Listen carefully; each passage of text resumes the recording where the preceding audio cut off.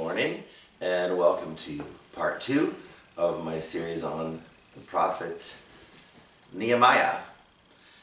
And today I just wanted to give you a little more background, historical, that I didn't go into too much last week. So I'm going to start back about 500 years before Nehemiah to let you know the situation that occurred and the setting in which Nehemiah lived. Well, let's go back to the King David, and recently we did a series on King David, and he lived approximately 1,000 years before Christ, and he was the first really great king of Israel, and he ruled over a united kingdom, 12 tribes that were united together, and it was during the golden years of this kingdom. And then his son Solomon took over after that, and his son Solomon built this huge, beautiful temple in Jerusalem. David had built the city of Jerusalem and established it as his capital, and Solomon built the temple of God. Well, after the rule of Solomon, the empire, the country, it split into two parts. 10 tribes were to the north and 2 tribes to the south. The northern kingdom was called Israel, and the southern kingdom was called Judah. And then they had many kings, and many times these kings were evil and wicked, and they would bring idol worship into the nation, and God was very unhappy with them. This happened over and over and over, and God finally punished them by destroying their country. First, the nation of Israel was destroyed by the Assyrian Empire. The Assyrians were very cruel, and they would take people out of the land, and they would replant them in other nations, and bring people from other nations and replant them in their land. So that was their technique of controlling people. So the 10 tribes from the northern part, Israel, are considered the 10 lost tribes because they were so decimated by this experience. Well, the Assyrians also tried to attack Judah and attack Jerusalem, but God sent an angel, and the angel killed 185,000 Assyrians and sent them the rest running home. So God miraculously saved the nation of Judah from being destroyed. However, some years later, the Babylonian Empire rose up and took over the area the Assyrians used to rule. And this was the whole area around the Middle East, from where Israel is, all around the Fertile Crescent area, the area called the Levant sometimes, that went all the way over into modern-day Iraq. And the Babylonians thoroughly conquered Jerusalem. They destroyed the city, they knocked the walls down, they turned the buildings and the walls into nothing but rubble. They destroyed God's holy temple completely. And they burned everything and tore everything down and stole what was of value. They removed from the land a lot of the people, especially the ones that were skilled in different ways, and they took them off to Babylon in a period called the exile. So the people were exiled from their home. Well, after a while, the Babylonian Empire was conquered by the Persians. And the Persians' central location was what we call Iran today. So coming out of that area of Iran, the Persians created a larger empire than any empire that had been before, and they ruled this whole area. Now the Persian kings were a little bit nicer than the Assyrians or the Babylonians. They allowed people to have freedom of worship, which back in those days was very unusual. And they also allowed people to return to their homelands, the ones that were exiled. So this is the period where Nehemiah lived. Nehemiah was born during this exile period, and he grew up in Persia. And he received a very high position. He became the cupbearer to the king. The king was called Artaxerxes I. And his job as cupbearer was to taste the wine and make sure it wasn't poisoned, and to bring the wine to the king. So this was a very, very prestigious, very well paid, very comfortable position, and it gave him a lot of power. He was probably more of a confidant to the king, and held a lot of power and authority. But his brother, who lived in Jerusalem, came to visit him. And Nehemiah asked his brother, "What is it like in Jerusalem?" And he told him, "The city has not been rebuilt after all these decades. It has not been rebuilt. It lies in rubbles and ruins. And the walls are just completely destroyed that would protect the city." And as we learned last week, when Nehemiah heard this news, he was so sad. He went into weeping. He went into mourning. And he prayed to God to help him. And last week we read the prayer of Nehemiah in chapter 1, which is a beautiful prayer that can be an example of how we should pray when we talk to God. Now that brings us to chapter 2. Here's Nehemiah living a very blessed life. Rich, well-fed, living in the palace, confidant to the king. He is so overwhelmed with sadness about what's happened to Jerusalem that he is going to risk his job, his security, and really his life by asking a favor from the king. But first, he fasted and he prayed, and he sought the help of God and the power of God to do this thing. So we're going to read today in chapter 2, verse 1 through 10, and learn how Nehemiah got permission from the king to go and rebuild the walls of Jerusalem. In the month of Nisan, in the 20th year of King Artaxerxes, when wine was before him, I took up the wine and gave it to the king. Now, one thing I like about the Bible, it gives you historical reference. It's written as an accurate history. And the book of Nehemiah is one of the books in the Old Testament that is really attested to by history. What historians have learned, archaeologists have learned, really backs up the story of Nehemiah to be a true and honest historical account. I took up the wine and gave it to the king. Now I had not been sad in his presence before. See, Nehemiah was kind of guy who was in a good mood most of the time. He's happy, positive attitude, and the king enjoyed having him around. And the king said to Nehemiah, "Why is your face sad? Are you sick?" "This is nothing but sadness of the heart." Then I, Nehemiah speaking in the first person, then I was very much afraid. I said to the king, "Let the king live forever." In those days, if you addressed the king, spoke to the king when he didn't ask you to speak, you could possibly be put to death.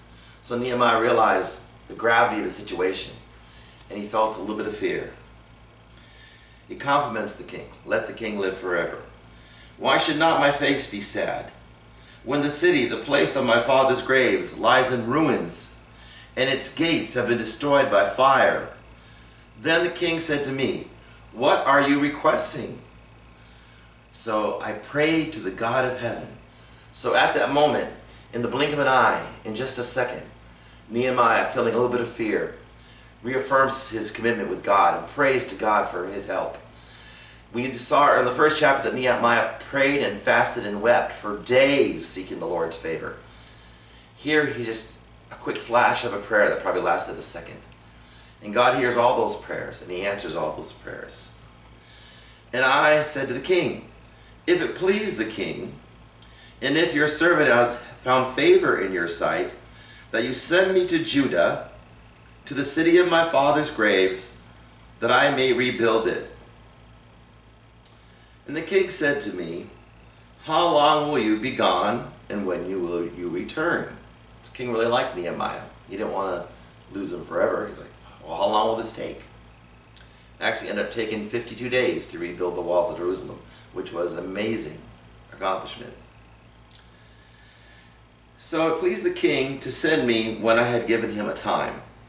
And I said to the king, "If it pleases the king," now see, he's already asked this big request, "Can I leave? Can I go do this project?"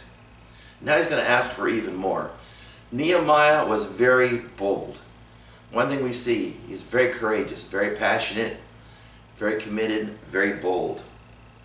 "If it pleases the king, let letters be given to the governors of the province beyond the Euphrates River, that they may let me pass through till I come to Judah." So the first thing he's additionally asking for is letters of passage, so that as he goes through different city-states that are under the rule of the Persians, that he'll be safe. He'll be able to pass through safely. He had to travel from where we call Iran today, across through Iraq, probably up to the north through what we'd call Syria, and down through Lebanon, and down into modern Israel. So it was quite a journey, and there was many peoples that he would encounter on that journey, and he needed the king's letter of passage to get through. And also a letter to Asaph, the keeper of the king's forest, that he may give me timber to make beams for the gates of the fortress of the temple, and for the wall of the city, and for the house that I'll live in. Now he's really getting bold. Can you imagine asking such favors from the king? Now he's saying, not only do I want to leave my job here, not only do I want to go back to my homeland and rebuild my city walls, but I want you to pay for the materials. I want you to supply the materials. And there was an area called, what we call Lebanon today, and they were known for their cedars. The cedars of Lebanon is a phrase you'll hear in the Bible. They had great trees that were great for making cedar wood. And the king granted me what I asked for the good hand of my God was with me. He was so determined. He was so committed to this plan of action. And he had totally trusted God to make this happen. And I've seen that in my own life many times. When I've been really committed to a plan of action, I've really prayed and asked God's favor and God's help. It's been amazing how doors have opened and things that I thought I could never accomplish were accomplished. So I can testify with Nehemiah that when the hand of God is with you, you can accomplish anything. Here he got the king to supply the building materials he needed to rebuild the walls and the gates of Jerusalem. Then I came to the governors of the province beyond the Euphrates River and gave them the king's letters, his letters of passage. Now the king had sent with me officers of the army and horsemen. So now we see that the king not only gave him all that he asked for, but he also sent with him some protectors, some army guys, some cavalry, some horses, and some warriors to protect him and make sure he was safe. But when Sanballat, the Horonite, and Tobiah, the Ammonite servant, heard this, it displeased them greatly that someone had to come to seek the welfare of the people of Israel. Now, anytime you do something great, something positive, something good, something in the name of the Lord and in the power of God, someone is going to stand up and oppose you. I'm sure you've seen that many times in your life. I know I have. There's always the opposition, the naysayers, the negative ones, the ones that are working against the will of God and against the work of God. So I'm going to skip down to verse 19 and talk a little bit more about Sanballat and his friends who opposed this great work of God. But when Sanballat the Horonite and Tobiah the Ammonite servant and Geshem the Arab heard of it, see, it's the same group of people that are still fighting today. The Arabs, the Jews, the Ammonites, which would be the area we call Jordan today. Still conflict in the Middle East after all these years. When they heard of it, they jeered at us and despised us. They made fun of them, they mocked them, and they hated them. We see that happening all over the world today. People mocking, people jeering, people hating. What is this thing that you are doing? They said to Nehemiah. What is this thing you are doing? Are you rebelling against the king? Now you talk about spreading fake rumors, fake news, whatever you want to call it, fake posts on Facebook and media, all that's happening so much today. Here is a man, Nehemiah, who had permission and letters from the king and help from the king, and army officers from the king, and materials from the king. And yet their accusation is, you're doing this to rebel against the king. So right away they're twisting the facts and spreading false information about Nehemiah. This is one of the primary tactics of Satan, to spread false information and stop the work of God. Then I replied to them.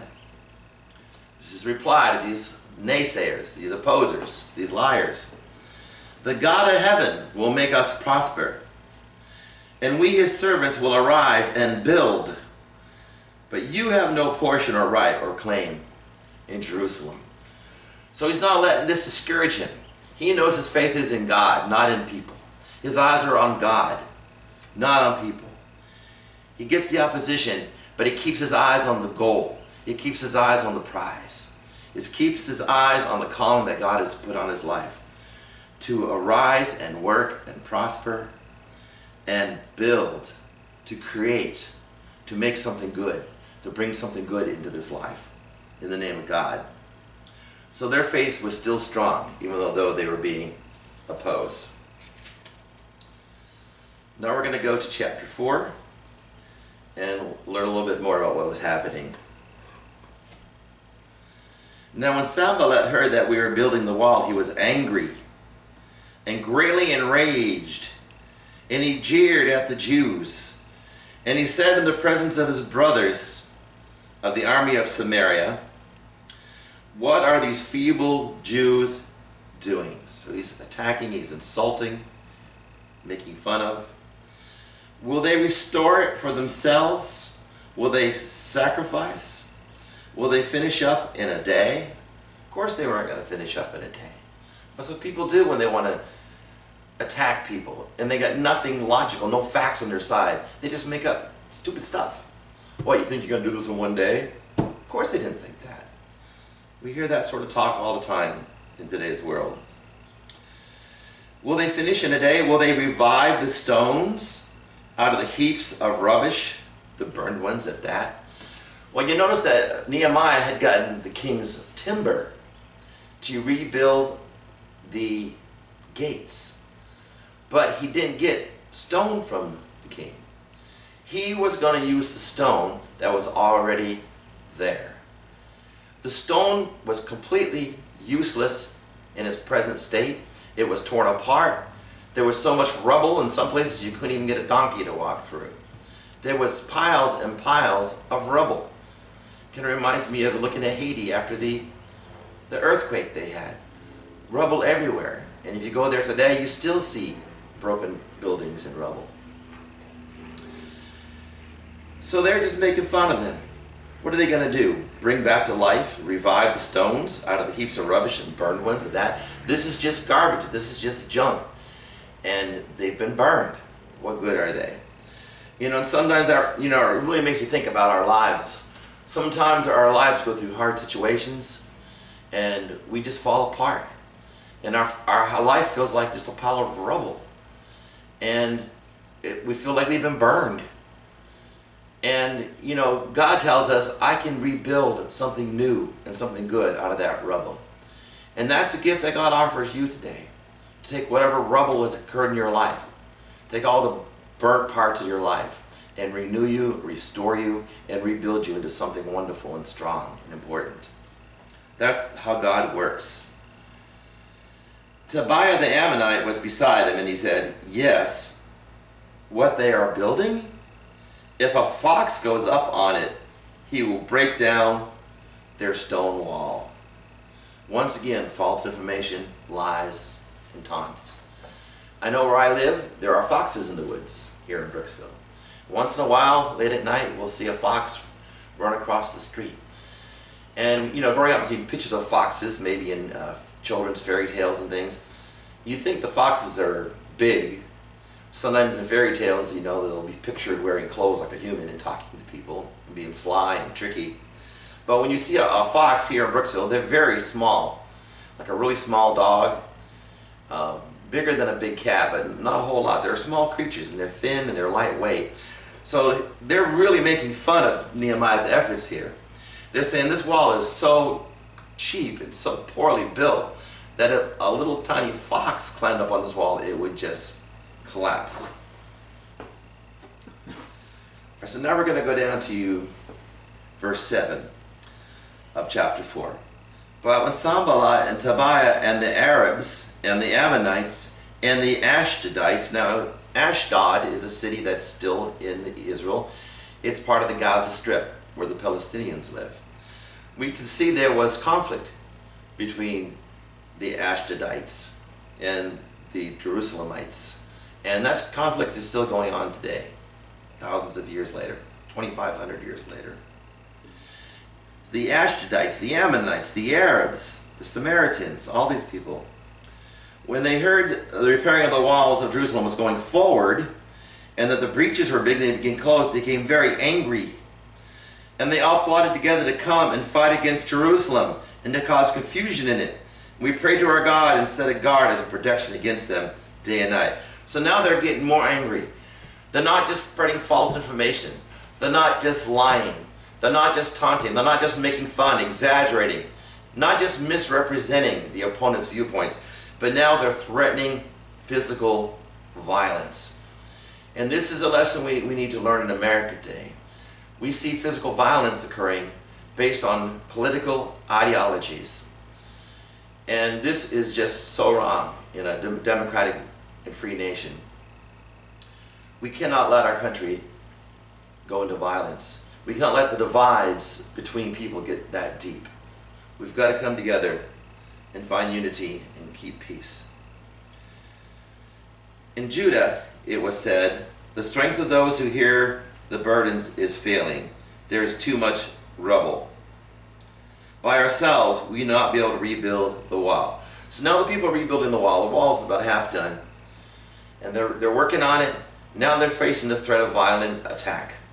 And also, they're kind of getting discouraged. They're saying, look, there's too much rubble here. We can't remove all this rubble. We can't deal with all of this. It's too much for us. The people that were helping weren't all professional construction workers.